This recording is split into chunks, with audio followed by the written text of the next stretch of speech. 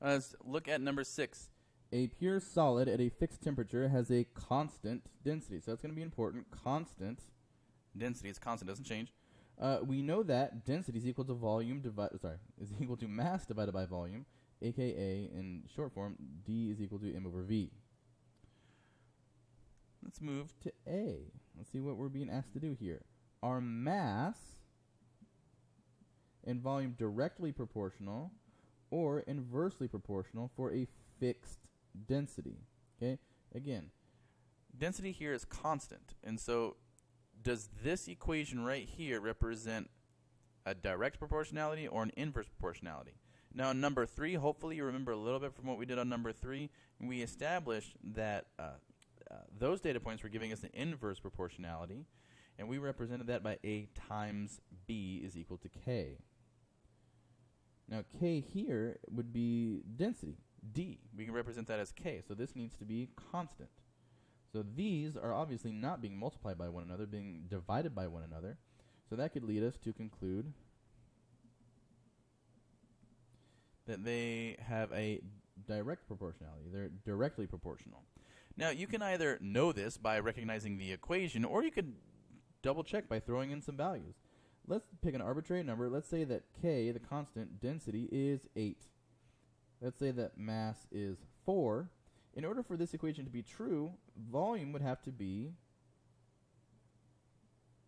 0.5. It would have to be 0.5, right? 4 divided by half is 8.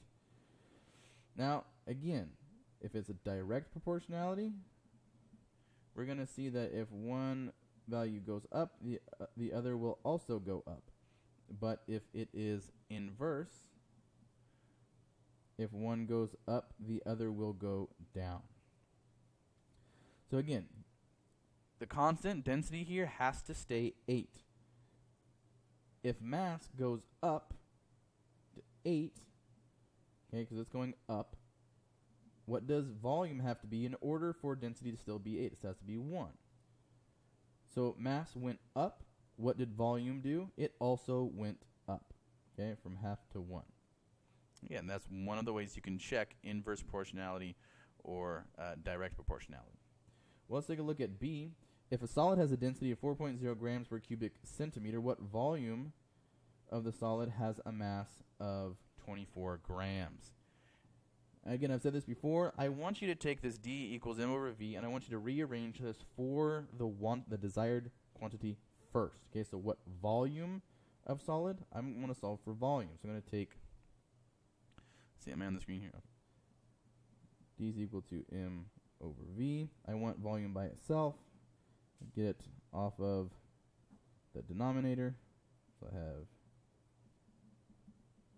this equation. Now I need to solve for volume. So I end up with mass over density. Now I can easily plug these in to this equation. Mass is 24 grams. Density is 4.0 grams per cubic centimeter. We can see that the grams are going to cancel out, so this will be 1 over cubic centimeters, but we're dividing, okay, the 1 by 1 over cubic centimeters, and so we get to invert that. 24 divided by 4. Okay, if you want to use the calculator, feel free, but I'll go ahead and let you know that it is 6.0, considering the two significant figures in this problem. So this should be 6.0 cubic centimeters. Again, I really want to stress, rearrange your equation for density before you plug in the numbers, or else you're going to put yourself in a position where you make some silly mistake.